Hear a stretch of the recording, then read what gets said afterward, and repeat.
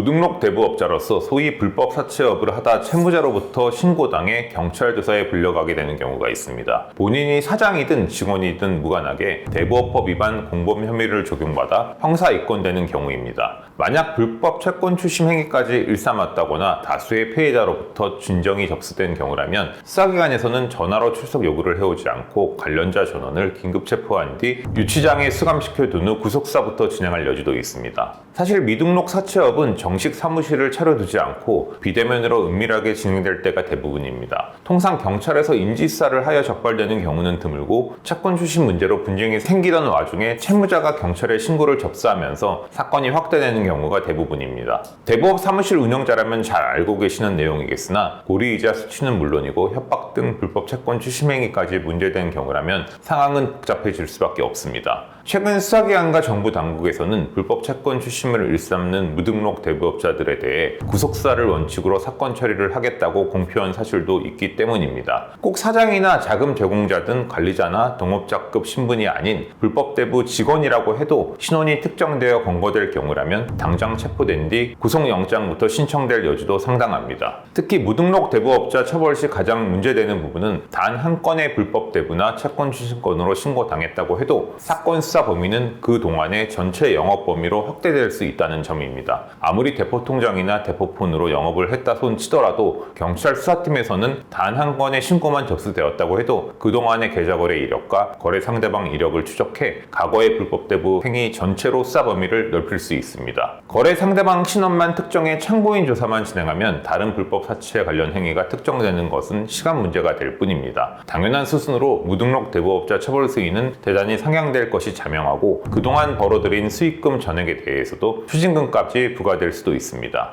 과거에는 경찰에서 불법 대부업자들을 단속한다 해도 채무자들이 진술을 꺼려하거나 수사에 협조하지 않아 추가 범행이 발견되지 않는 경우도 드물지 않았습니다. 하지만 최근에는 정부 차원에서 불법 대부 근절과 금감원 신고, 채무이행을 안 해도 된다는 보증까지도 해주고 있다는 점에서 채무자들의 인식 변화와 더불어 수사협조 수준이 크게 높아졌다고 볼 수 있습니다. 무등록 대부업자 처벌에 있어 대포폰과 차문계좌를 이용했어도 수사를 피할 수 없는 이유에 관해 알려드리겠습니다. 대부업법 조항에 따르면 정식 등록 없이 대부업을 영위한 경우에는 5년 이하의 징역 또는 5천만 원 이하의 벌금에 처해지게 됩니다. 자기 딴에는 부업으로 지인이나 소개 위주로 소규모로 운영했다고 하더라도 미등록인 경우라면 이에 대한 처벌을 피하지 못하게 됩니다. 통상 대포폰을 사용했거나 타인 명의 계좌로 원금과 이자를 송금받고 사업자를 다른 사람 이름으로 등록해 두는 방식도 이용되기 마련인데요. 그러나 차명 수단을 이용했다고 해서 실제 운영 관계까지 감출 수 있는 것은 아닙니다. 당장 영업 과정에서 바로 적발될 가능성은 낮다고 볼 수 있지만 불법 대부 피해자가 경찰에 신고해 수사가 개시되면 금융거래 내역과 휴대전화 기록, 대출장부, 채무자와의 메시지, 직원들의 진술 등을 통해 자금의 출처와 최종 기속자의 신원, 사장이나 직원 등 가담자 신분 등이 모두 특정되는 것은 시간 문제가 될 수 있습니다. 특히 계좌로 반복적인 입금과 출금이 이루어졌을 것이니 대부업자 측에서 사용했던 통장들 이력만 특정된다면 전체 영업기간과 대출 규모, 원금 대비로 이자로 수취한 불법 수익금 규모 등 모든 내용은 바로 확인이 가능하게 됩니다. 명의를 빌린 사람만 조사받는 것이 아니라 자금을 공급한 사람, 수익을 정산받은 실소유자, 직원들에게 업무를 지시한 운영체까지 수사 대상자로 확대될 수 있습니다. 처음에는 한 사람의 불법 채권 추심 신고로 시작된 사건이 수개월 또는 수년에 걸친 무등록 대부업 행위 전체 기간으로 수사가 확대되는 이유가 여기에 있다고 보시면 되겠습니다. 채무자의 신고가 대부업법 위반 수사의 출발점이 될 수 있다는 점에 관해 알려드리겠습니다.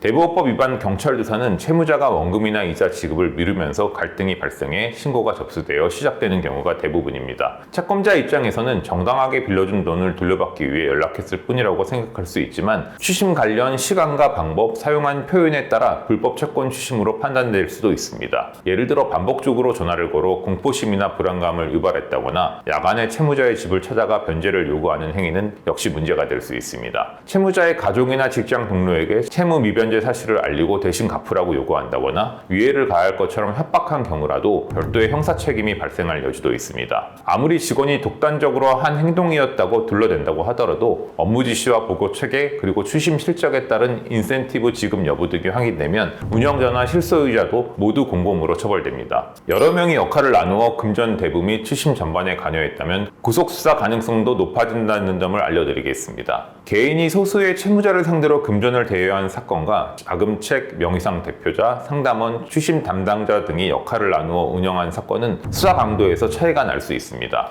조직적인 형태로 무등록 대부업을 운영했다는 정황이 확인되면 사무실과 주거지에 대한 압수수색은 물론이고 관련자 검거부터 진행될 수 있습니다. 휴대전화는 물론이고 계좌거래 내역, 장부 등이 우선 압수될 것이고 먼저 검거된 직원 진술을 토대로 실질 운영자와 자금 제공자에 대해서도 수사 범위가 확대되는 시기입니다. 범행 규모가 크고 운영 기간이 길거나 피해자가 다수인 경우 공범과 말을 맞추거나 증거를 인멸할 가능성이 인정된다면 관련자들 전원에 대한 구속영장이 신청될 가능성도 배제하기 어렵습니다. 본인은 초범이라 하더라도 가담자 수가 많은 사건의 공범으로 엮이면 검거 후 시점부터 구속되어 최소 수개월 이상의 기간 동안 구속수사 재판을 받게 될 수도 있습니다. 불법 수익금에 대한 환수나 추징 조치도 부과될 수 있다는 점을 알려드리겠습니다. 무등록 대부업 사건에서는 형사처벌만 문제되는 것은 아닙니다. 수사 결과 범죄 수익으로 판단되는 금액이 확인되면 그 수익에 대한 추징이 함께 이루어질 수 있으며 경우에 따라서는 기소 전 추징 보전을 위해 관련자들 재산에 대한 가압류 등 조치가 사전에 진행될 수도 있습니다. 특히 장기간 영업을 계속하면서 상당한 이익을 얻었다고 판단되는 사건이라면 수사기관에서는 대출 원금과 이자, 자금의 흐름을 모두 추적해 범죄 수익 규모를 산정하게 됩니다. 이 과정에서 모든 금융거래가 곧바로 불법 수익으로 인정되는 것은 아니겠지만 불법 대부 행위와 무관한 거래인지를 객관적으로 소명하지 못한다면 필연적으로 거액의 추징금을 부과받게 됨을 피할 수 없게 됩니다. 따라서 조사 초기부터 자금의 성격을 명확하게 정리해두고 정상적인 거래와 문제되는 거래를 구분해 소명할 수 있는 자료를 준비해두는 것이 필요합니다. 대부업법 위반 경찰 조사 출석을 통보받았다면 초범이라도 안심할 수 없는 이유에 관해 알려드리겠습니다. 설령 본인은 단순 직원일 뿐이고 초범이라고 하더라도 항상 벌금이나 집행유예까지는 받고 구속을 면할 수 있는 것이 아님을 인지해 두셔야 합니다. 영업기간이 길거나 거래 상대방이 많고 반복적으로 고금리 대출을 실시한 정황이 확인된다면 죄질이 무겁게 평가될 것이기 때문입니다. 사실 직원으로만 일정 기간 가담했다면 기소 후 재판에서는 집행유예까지는 받고 실형 선고를 면할 여지도 있겠으나 공범이 있는 불법 대부 조직 사건에 관하여는 아무리 초범인 직원이라고 해도 함께 구속되어 구치소에 수감된 채 수사 재판을 받게 될 가능성이 높다는 점을 알아두셔야 합니다. 요컨대 무등록 대부업자 처벌 사건은 단순히 미등록 여부에 관한 형사처벌만으로 사건 처리가 끝나지 않습니다. 불법 채권 추심, 법정 최고 이자율 초과, 조직적 영업 여부, 추징금 구형을 통한 범죄 수익 환수 등으로 수사 범위가 크게 확대될 수 있습니다. 특히 수사 초기 대응이 미흡하면 원래 조사 대상이 아니었던 거래까지 문제될 가능성이 있고 공범 진술이나 금융자료 분석 과정에서 새로운 혐의가 추가될 수도 있습니다. 따라서 대부업법 위반 혐의로 경찰 조사 출석 요구를 받았다거나 이미 지인이나 직원이 검거된 상황에 있으시다면 현재 적용될 수 있는 혐의를 확인하셔서 거래 구조와 자금 흐름부터 객관적으로 정리해 두는 것이 꼭 필요하겠습니다.